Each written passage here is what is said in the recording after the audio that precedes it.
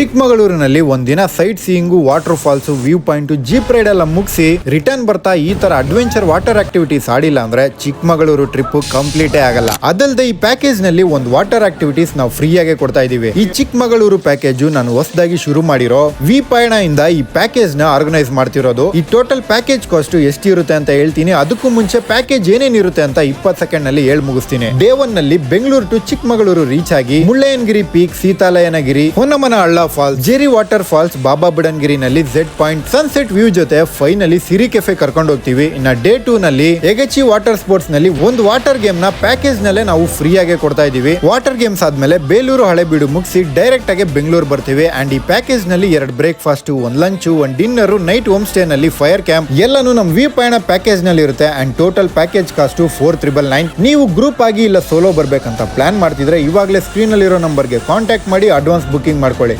ಮಸ್ತಾಗಿ enjoy ಮಾಡೋಣ. ಬಾಯ್. ಸಖತ್ತಾಗಿತ್ತು. ಎಲ್ಲ try ಮಾಡ್ಲೇಬೇಕು 100%. ವಿ ಪಯಣ ಜೊತೆ ಬನ್ನಿ.